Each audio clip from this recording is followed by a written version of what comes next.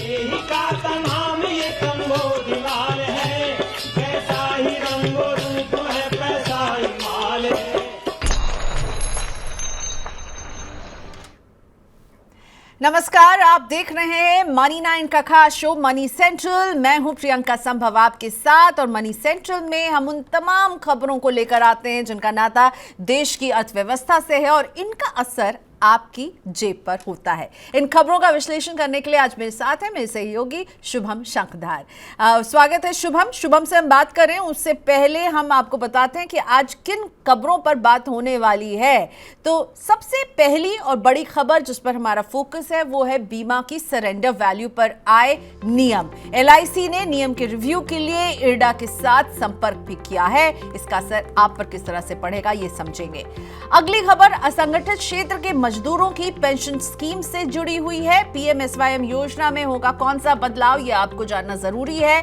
साथ ही में UPS unified pension scheme पर भी बात होगी, क्योंकि वित्त मंत्री ने राज्यों में UPS लागू करने को लेकर एक बड़ा बयान दिया है। इसके बाद माइक्रो फाइनेंस संस्थाओं के बढ़ते बैड लोन और उसकी वजह से उनको हो रही परेशानी को डिस्कस करने वाले हैं। अगली खबर म्यूचुअल फंड्स में फ्रंट रनिंग पर लगाम लगाने के लिए एक प्रयास को लेकर है। और अंत में ट्राई के उस नियम पर बात करेंगे जिसकी वजह से प्रमोशनल मैसेज भेजने वाली कंपनियों की दिक्कत बढ़ने वाली है। लेकिन सबसे पहले इस खबर पर नजर डालते हैं कि इस साल देश के ज्यादातर हिस्सों में सामान्य से ज्यादा बरसात का फायदा खरीफ की खेती को मिला है। अधिकतर खरीफ फसलों का रकबा पिछले साल के मुकाबले बढ़ गया है। कृषि मंत्रालय के मुताबिक 23 अगस्त तक धान का रकबा करीब 16 लाख हेक्टेयर बढ़कर 394 लाख हेक्टेयर तक पहुंच गया है। इसी तरह खरीफ दलहन की खेती करीब 7 लाख हेक्टेयर बढ़कर 122 लाख हेक्टेयर पर पहुंच चुकी है। मोटे अनाज की करीब 8 लाख हेक्टेयर जो था वो बढ़ के अब 185 लाख हेक्टेयर,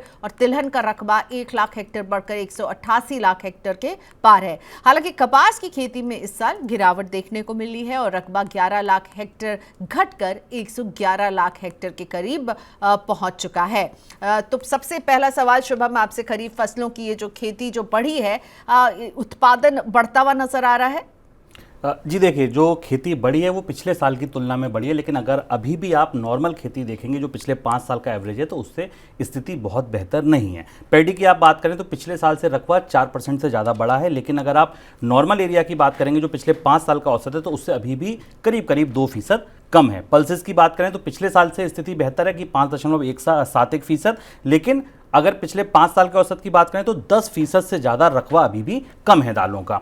इसी तरह अगर आप ऑयल सीड की बात करें, जूट और कॉटन तो इस साल भी कम है और इससे 5 साल के औसत से तो और ज़्यादा कम है। तो ये देखने की बात यह है कि अभी भी रकबा जो आप देख रही हैं पिछले साल से स्थिति नाप रही हैं, और पिछले साल भी स्थिति कोई बहुत ज़्यादा बेहतर नहीं थी। अगर आप 5 साल का एवरेज लें तो वहाँ से अभी भी हमारा जो रकबा है फसलों का, मुख्य फसलों का, वो अभी कम दिख रहा है। दूसरी तरफ अब जब हम मानसून के उत्तरार्ध में हैं, बिल्कुल अंतिम 1 महीना बचा है, तो सबकी निगाहें इस तरफ हैं कि लालीना जिस तरह सेट इन हो रहा है, अगर स्ट्रॉन्गर रेन की एक्सपेक्टेशन है, अगर ज़्यादा बारिश हो जाती है तो इस समय ज़्यादा बारिश कहीं ना कहीं फसलों को नुकसान पहुंचाएगी, खास तौर से उन एरियाज़ में जहां ऑलरेडी बारिश हो गई है बहुत ज़्यादा, महाराष्ट्र और गुजरात में जहां अब नॉर्मल मानसून पहले ही आ चुका है। ऐसे में अगर भारी बारिश होती है लालीना की वजह से तो वहां की कपास की खेती हो चाहे दालों की खेती हो, उस पर दिक्कत देखने को मिल सकती है। ठीक है, तो भारी बारिश जो अच्छी खबर लेकर नहीं आएगी, तो खेती का इलाका तो बढ़ गया है, लेकिन प्रोडक्शन को लेकर के, उत्पादन को लेकर चुनौतियां जो है वो अभी बनी रहेंगी।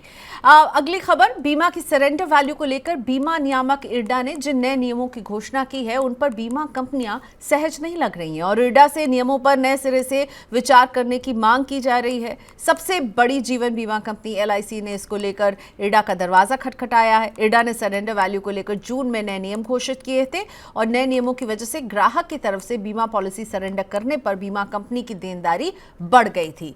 तो LIC की क्या है चिंता और क्या चाहता है LIC? शुभम बताइए। जी देखिए, LIC देश का सबसे बड़ी बीमा कंपनी है, वो IRDAI के पास पहुंची है।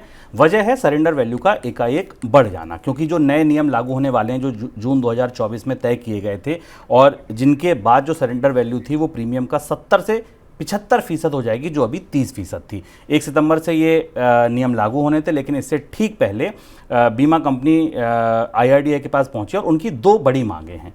पहली सबसे बड़ी मांग ये है कि उन्होंने ये कहा है कि जो आपने 10 साल से बॉन्ड यील्ड को उसमें 50 बेसिस पॉइंट का कुशन लगा दिया है, उसके साथ बेंचमार्क करने को कहा है, इस पर आप दोबारा सोचे विचारें, क्योंकि LIC जीवन बीमा कंपनियों का ज़्यादातर पैसा सरकार के 30 साल के बॉन्ड में निवेश होता है। तो आप देखिए, आप 10 साल को बेंचमार्क कर रहे हैं, जबकि पैसा कंपनी का 30 साल के बॉन्ड में निवेश है।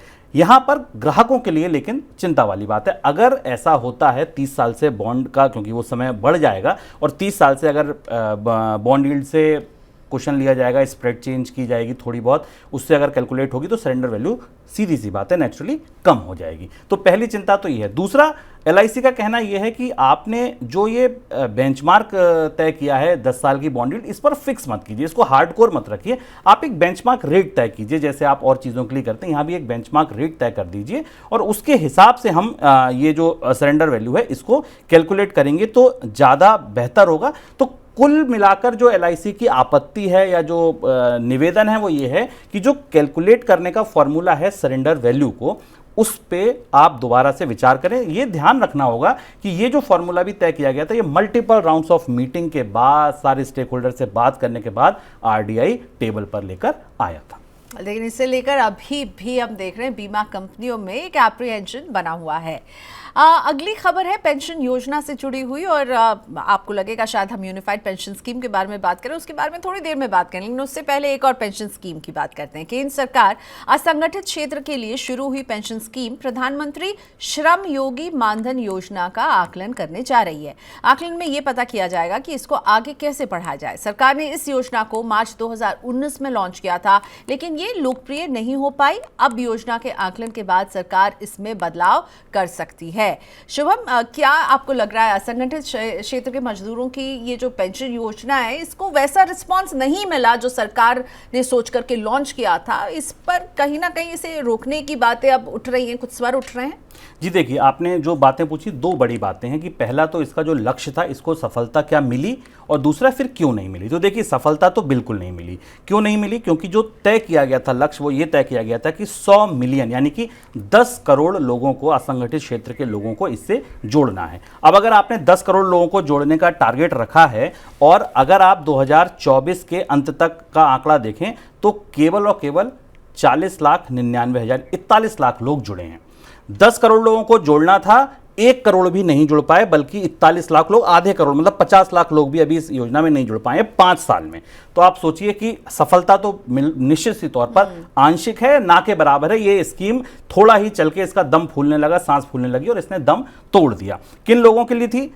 18 से 40 साल तक के लोगों के लिए थी, उनके लिए थी जिनकी इनकम 15,000 से कम है। कोशिश ये थी असंगठित क्षेत्र में काम करने वाले वो लोग जो 15,000 से कम है, जो PF, ESIC जैसी चीज़ों का बेनिफिट नहीं ले पाते हैं, अगर वो छोटा छोटा पैसा भी बचाएंगे तो 20 साल की बचत के बाद उनको एक निश्चित पेंशन मिल पाएगी। आइडिया अच्छा था। अब आपका दूसरा सवाल कि ये चली क्यों नहीं। देखिए, ये 2019 में शुरू हुई, पीयूष गोयल जी का बजट था, उसमें उन्होंने ये इंट्रोड्यूस की थी, और उसके तुरंत बाद आ गया था कोविड 19 के बाद। तो इसका जो फीता कटा, इसकी जो बोनी हुई, वही गड़बड़ हो गई थी। कोविड में जब लोगों के पास अपनी आय नियमित नहीं थी, बचतें तोड़ रहे थे, तो वो पेंशन के लिए क्या पैसा लगाते। तो एक तो जो कोविड की बात थी, उसने इस स्कीम को बड़ा धक्का पहुंचाया। दूसरी बड़ी बात, अटल पेंशन योजना जैसी स्कीमें जो हैं वो भी बाजार में इन्हीं लोगों के लिए दरअसल हैं। अटल पेंशन योजना जब आ गई तो सीधी सी बात है, कंपटीशन बढ़ गया। अटल पेंशन योजना भी उन्हीं ऑर्गेनाइज अनऑर्गेनाइज सेक्टर के लोगों को कवर कर रही थी जहां पर ये स्कीम आई थी। अगर आप राजस्थान और हरियाणा जैसे राज्य देखें तो वहां पर अटल पेंशन योजना और इनके अलावा भी राज्य सरकारें फ्री में पेंशन दे रही हैं। तो आप सोचिए कि जब किसी राज्य के लोगों को फ्री में राज्य सरकार पेंशन दे रही है, तो फिर वो किसी ऐसी स्कीम में निवेश करने के लिए प्रोत्साहित कैसे होगा जिसमें उसे पेंशन मिलनी। उसकी राज्य सरकार तो उसे मुफ्त में पेंशन दे रही है। तो ये 3 बड़ी वजह थी। पहला कोविड का धक्का, दूसरा विकल्प और मौजूद, और तीसरा राज्य सरकारों का फ्री में पेंशन देना। इसीलिए ये स्कीम नहीं चल पाई। अब ये कहा गया है कि एक लेबर मिनिस्ट्री इस पर आगे बढ़ेगी, कोई एक अधिकारी, एक व्यक्ति होगा, तय करा जाएगा, फिर इसका आकलन किया जाएगा और इसके जो कील कांटे दुरुस्त करने की जरूरत है फिर उनको किया जाएगा। लेकिन मुझे लगता है कि इसमें भी किसी बड़े अभूतपूर्व निर्णायक बदलाव की जरूरत होगी, क्योंकि जो विकल्प मैंने आपको बताए इसमें भी बहुत ज्यादा दम नहीं है, या तो फिर इसको बंद ही किया जा सकता है। ठीक है, तो ठंडे बस्ते में जा सकती है। लेकिन अभी तो जिस पेंशन स्कीम की चर्चा हर तरफ हो रही है उससे जुड़ी खबर।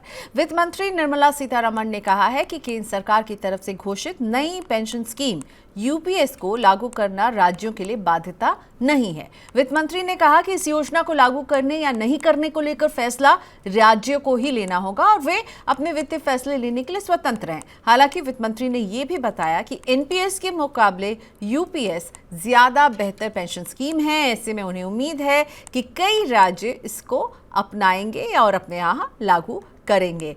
तो शुभम, आपको लग रहा है कि क्या राज्य भी जो है यूपीएस को हरी झंडी देते हुए दिख सकते हैं? क्योंकि ये मामला काफ़ी समय से चला आ रहा है, राज्यों ने काफ़ी इसका विरोध किया कि ओपीएस को वापस लाओ और उनका मुंह बंद करने के लिए अब यूपीएस है। आपको लग रहा है वित्त मंत्री के इस बयान के बाद कि राज्य भी इसे लागू करेंगे? जी देखिए, ये पूरी बात ही शुरू हुई थी दरअसल उस राजनीतिक खींचतान से, जब विपक्षी दलों ने ये आरोप लगाया कि सरकार ने रोल बैक लिया। तब सरकार का ये पक्ष सरकार का सामने आया कि सरकार ने कहा कि हमने सीधी सी बात है ओल्ड पेंशन योजना को वापस नहीं लिया, बल्कि एनपीएस को बेहतर बनाने के लिए कुछ विकल्प किए हैं।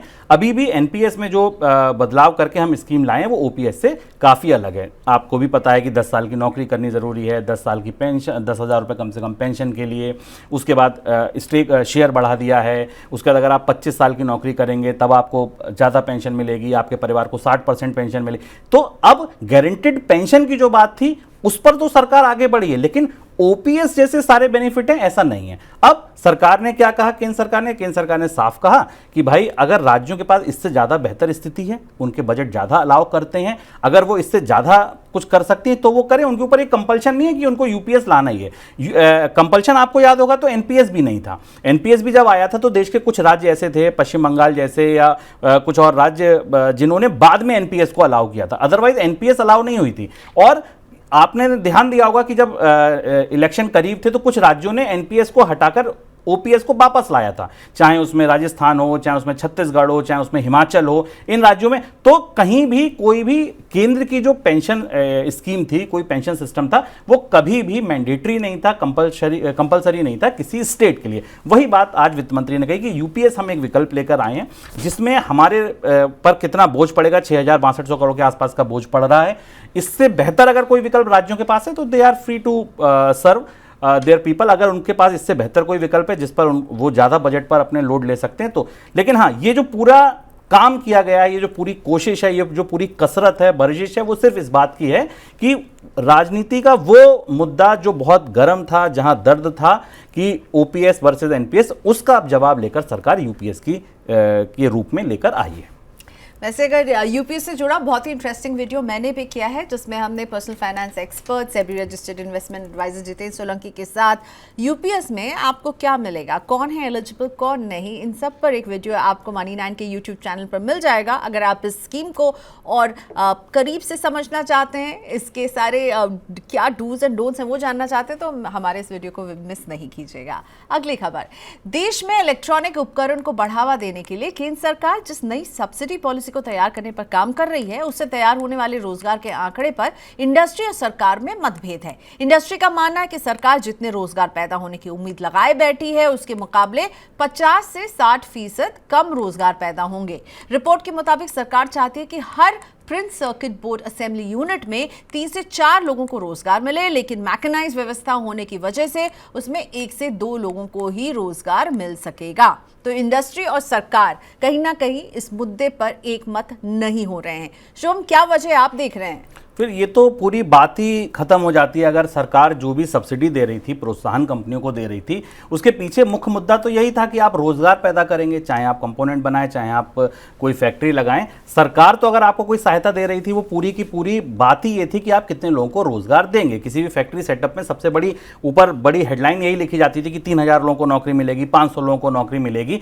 अब अगर आप इलेक्ट्रॉनिक्स इक्विपमेंट की कोई फैक्ट्री लगाना चाहते हो और आप कहें कि हम लोगों को रोजगार नहीं देंगे, तो फिर आप करेंगे क्या? तो समझने की बात यह है कि ये सरकार जो कह रही है और जो इंडस्ट्री कह रही है, इसके बीच का रास्ता निकालना पड़ेगा, क्योंकि सरकार की कोशिश पूरी ये होगी कि ज़्यादा से ज़्यादा लोगों को रोजगार दिलाया जाए, लेकिन कंपनियों का दबाव ये होगा कि जब एआई जैसी बातें चल रही हैं, ऑटोमेशन जैसी बातें चल रही हैं, सारी असेंबली लाइन जब ऑटोमेट हो रही हैं, ऐसे में कितने ज़्यादा लोगों को रोजगार दिया जा सकेगा। लेकिन ये बात तय है कि अगर आप रोजगार पर किसी भी स्कीम को, किसी भी सब्सिडी को, किसी भी राहत को अगर उसकी कसौटी पर नहीं कसेंगे, तो सीधी सी बात है कि जो पूरा आपका अभीष्ट था, जो पूरा आपका ध्येय था, वो कहीं ना कहीं फिजल आउट हो जाएगा, डीरेल हो जाएगा पूरा एजेंडा।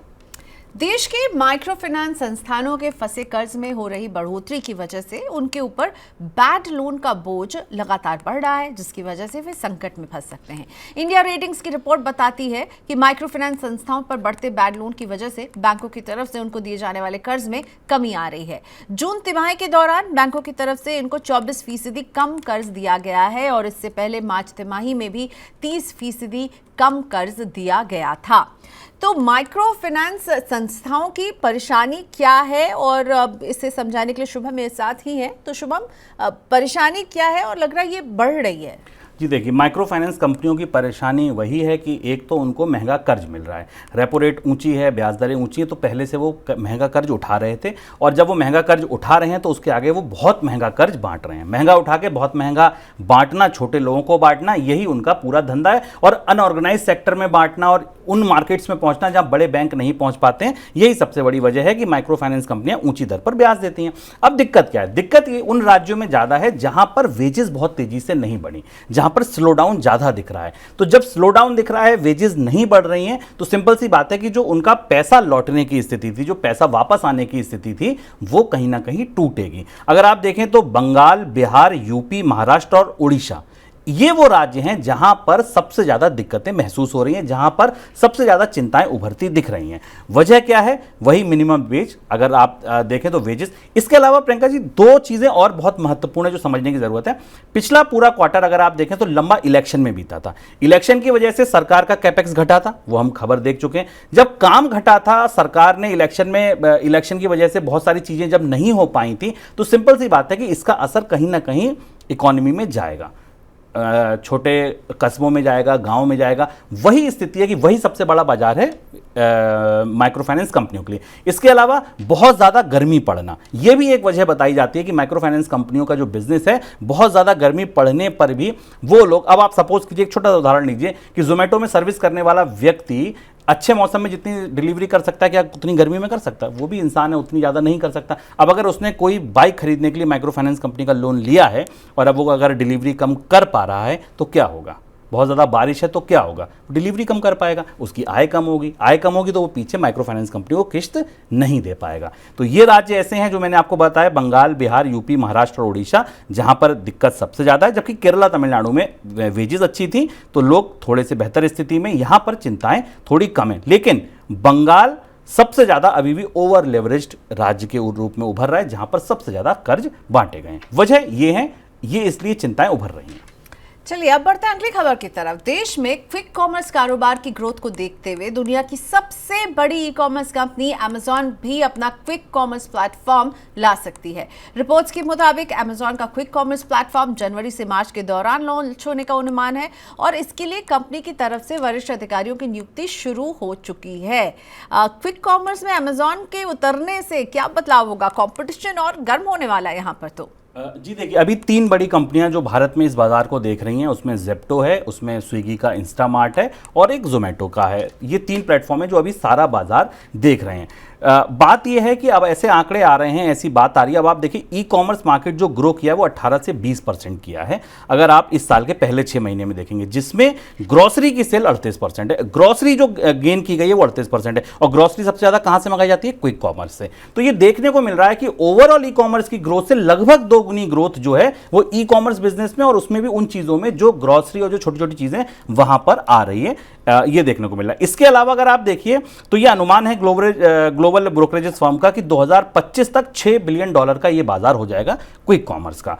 करीब करीब 40% ग्रोसरी अभी ऐसी है जो क्विक कॉमर्स प्लेटफॉर्म से आने लगी है। 40% ग्रोसरी आप सोचिए क्विक कॉमर्स प्लेटफॉर्म से लोग मंगाने लगे हैं। ब्लिंकिट, इंस्टामार्ट और जेप्टो, यही 3 कंपनियां हैं। इसके अलावा एक चौथी कंपनी फ्लिपकार्ट ने मिनट्स नाम से एक अपनी सर्विसेज शुरू की है। अभी वो केवल बेंगलोर में पायलट रन चल रहा है, यानी कि फ्लिपकार्ट भी इस बाजार में आ रही है। अमेजॉन कैसे पीछे रह जाती, जब वॉलमार्ट आ गया, फ्लिपकार्ट आ गया, तो अमेजॉन को भी आना था। तो अब ये लड़ाई बहुत ज्यादा दिलचस्प हो जाएगी। पहले जैसे ई कॉमर्स था, बहुत सारे प्लेयर आए, फिर कंसोलिडेट हुआ बाजार, थोड़े से प्लेयर रह गए। ऐसा ही मुझे लगता है कि अब यहां पर स्थिति दिखेगी कि क्विक कॉमर्स के बहुत सारे प्लेटफॉर्म धीरे धीरे आएंगे और उसके बाद बड़े प्लेयर जो हैं वो छोटे प्लेयर्स को खरीदेंगे। अगर आपको याद हो तो स्विगी में हिस्सेदारी खरीदने की एक बात भी चल रही थी कि आने वाले दिनों में स्विगी अपनी हिस्सेदारी बेच सकती है। अगर स्विगी में थोड़ा बहुत हिस्सा बेचा जाता है, किसी ई कॉमर्स कोई कंपनी खरीदती है, तो निश्चित तौर पर उसकी बाजार में एकाधिकार जैसी स्थिति बनेगी। तो अब क्विक कॉमर्स बाजार अगर ओवरऑल ई कॉमर्स से बड़ा हो रहा है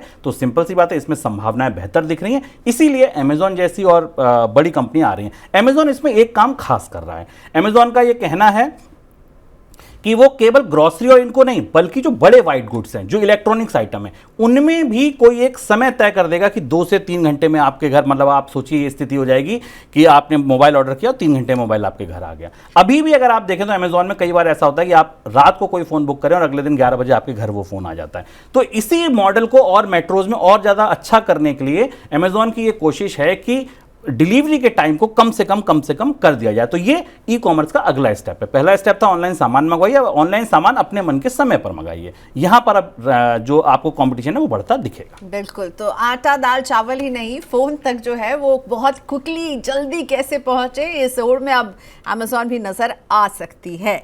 चलिए, इस खबर के बाद अब बढ़ते हैं आज की सबसे बड़ी खबर की तरफ।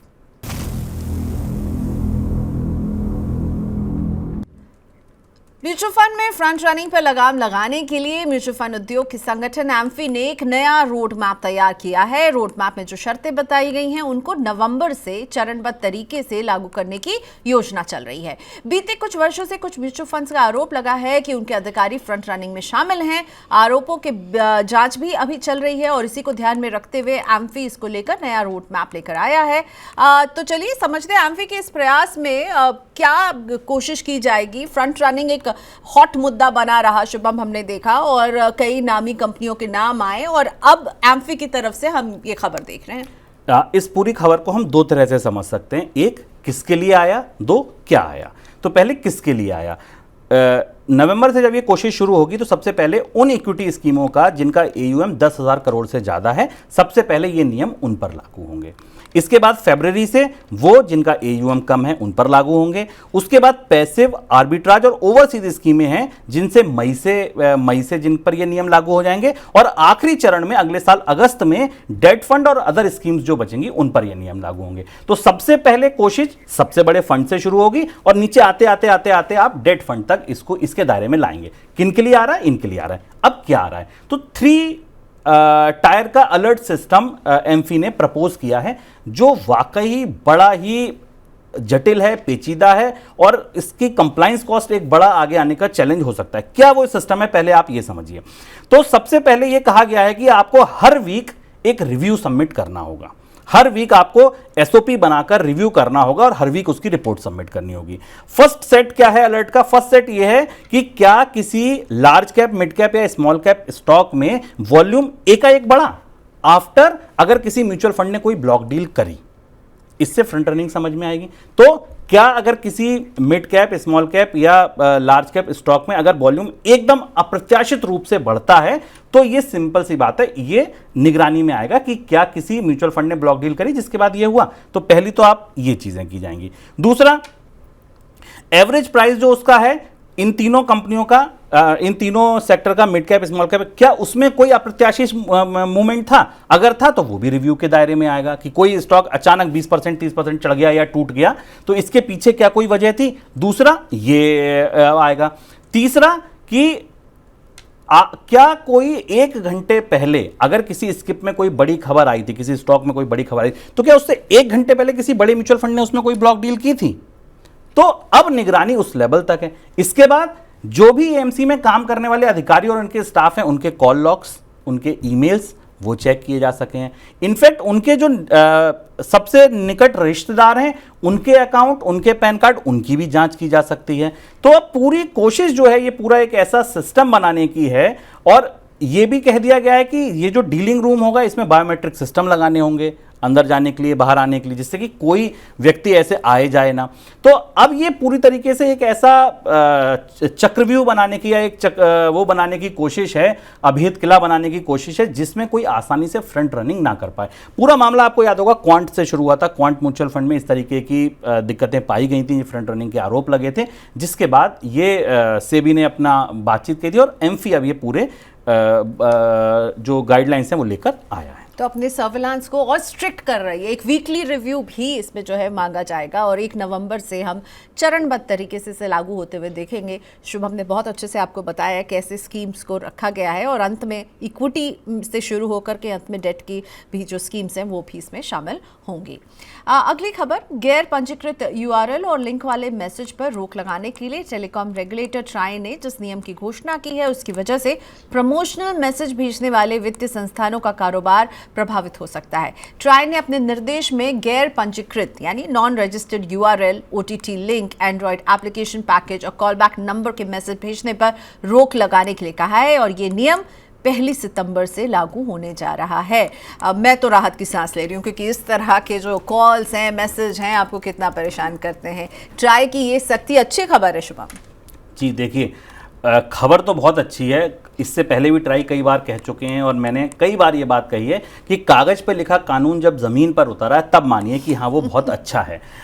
ये बहुत आसान नहीं होगा प्रियंका जी। देखिए, सबसे पहले तो इसमें 3 पार्टियां इन्वॉल्व हैं। पहला टेलीकॉम ऑपरेटर जो मैसेज भेज रहा है, दूसरा वो कंपनी, सपोज कीजिए कोई बैंक, कोई इंश्योरेंस कंपनी जो मैसेज उसके थ्रू भेज रहा है, और तीसरा वो कस्टमर जिसके पास वो मैसेज आ रहा है। गाइडलाइन क्या कहती है? गाइडलाइन ये कहती है कि आपको सारा का सारा कंटेंट वाइट लिस्ट कराना होगा। वाइट लिस्ट कराने का मतलब क्या है कि अप्रूव्ड कराना होगा एक तरीके से कि ये पूरा कंटेंट जो जा रहा है ये अप्रूव्ड है नहीं। अभी तक की नियम क्या कहते थे? हेडलाइन और बॉटम, ये 2 आप अप्रूव करा लीजिए, वाइट लिस्ट करा लीजिए, बाकी कंटेंट की कोई बात नहीं। लेकिन अब नहीं, अब आपको पूरा कंटेंट वाइट लिस्ट कराना होगा।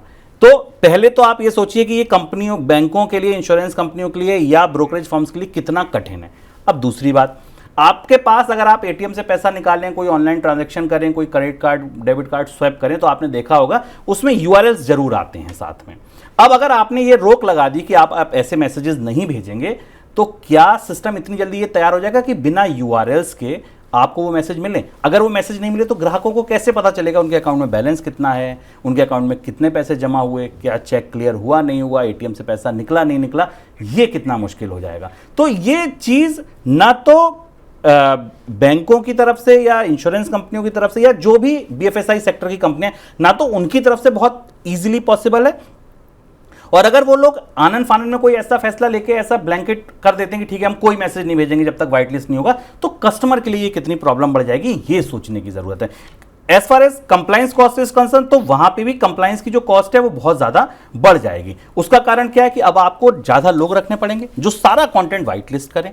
आपको हर एक यूआरएल, आपको अब अगर आपको सपोज कीजिए, मैं आपको एक छोटा सा एग्जांपल देता हूं कि कोई एक इंश्योरेंस कंपनी है जिसने आज अपना कोई नया फीचर लॉन्च किया ऐप पर, और वो चाहती है कि मैं अपने सारे ग्राहकों को ये बताऊं कि आज मैंने ऐप पर ये फीचर लॉन्च किया। लेकिन उसको वो बताने के लिए क्या करना होगा कि पुराने मैसेज में एडिट करके चेंज करेगी, फिर वो व्हाइट लिस्ट के लिए भेजेगी। अब व्हाइट लिस्ट का अप्रूवल मान लीजिए 1 हफ्ते में आया, 15 दिन में आया, इतने सारे मैसेजेस होते हैं। तो ट्राई और टेलीकॉम कंपनियां क्या इसलिए तैयार होंगी कि अगर वो इतने बल्क में मैसेजेस उनके पास व्हाइट लिस्टिंग की चेकिंग के लिए आ जाए तो वो कर पाएं। तो ये समझने की जरूरत है कि ये जो पूरा इंफ्रास्ट्रक्चर है, ये जो पूरा ढांचा है, व्यवस्था है, ये काम कैसे करेगी। सुनने में बहुत अच्छा लगता है कि सारी फेक कॉल, स्पैम कॉल बंद हो जाएंगी, लेकिन जब ये जमीन पर उतर जाए, जब ये बिल्कुल बात हो जाए, तब समझना जरूरी है। तब हमें सेलिब्रेट करना चाहिए। अभी तो नियम बन चुके हैं, पर इम्प्लीमेंटेशन इसका कैसा होगा, ये जो है देखने वाली बात रहेगी। इसी के साथ अब बढ़ते हैं झटपट खबरों की तरफ।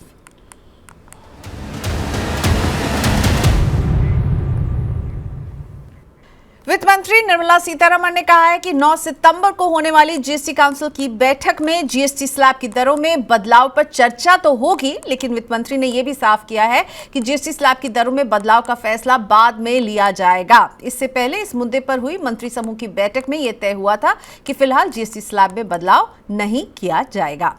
बढ़ते हैं अगली खबर की तरफ। देश की सबसे बड़ी एफएमसीजी कंपनी HUL को 963 करोड़ रुपए का टैक्स नोटिस मिला है। टैक्स नोटिस को लेकर कंपनी की तरफ से दी गई जानकारी के मुताबिक इसमें 329 करोड़ रुपए के ब्याज की मांग भी की गई है। कंपनी को ये नोटिस ग्लैक्सोस्मिथ के हेल्थ फूड ड्रिंक कारोबार के अधिग्रहण के बाद भेजा गया है। HUL ने ग्लैक्सोस्मिथ के हेल्थ फूड ड्रिंक कारोबार का अधिग्रहण 3054 करोड़ रुपए में किया है। दिग्गज टेलीकॉम कंपनी एयरटेल अपने म्यूजिक ऐप विंग को बंद करने जा रही है। अमेरिकी टेक कंपनी एप्पल के साथ हुए करार के बाद एयरटेल ने यह फैसला लिया है। करार के तहत एयरटेल के यूजर्स को एप्पल टीवी प्लस और एप्पल म्यूजिक की सेवाएं मिलेंगी और विंग के यूजर्स को भी अब एप्पल के प्लेटफॉर्म पर शिफ्ट कर दिया जाएगा। दिग्गज एंटरटेनमेंट कंपनी जी और सोनी ने अपने उस विवाद को सेटल कर लिया है जो दोनों के बीच विलय को लेकर हुई $10 अरब की डील के बाद पैदा हुआ था। दोनों कंपनियों के बीच फैसला हुआ है कि एक दूसरे के खिलाफ दायर शिकायतों को वापस लिया जाएगा। साथ में दोनों ने यह तय किया है कि एक दूसरे के ऊपर किसी भी तरह की देनदारी नहीं होगी। तो ये थी झटपट खबरें और इस पर लेते हैं शुभम का एक रिएक्शन। शुभम जी, ये जो भारतीय एयरटेल वाली खबर है इसको समझना होगा कि विंग को बंद कर रहे हैं, लेकिन किसी भी कर्मचारी की नौकरी नहीं जाएगी, सबको एब्जॉर्व कर लिया जाएगा भारतीय के एयरटेल के स्टाफ के साथ। दूसरी बात यहाँ ये है कि विंग के जो प्रीमियम सब्सक्राइबर हैं जिन्होंने कुछ पैसा दिया है उनको एप्पल म्यूजिक में कुछ विशेष सेवाएं दी जाएंगी।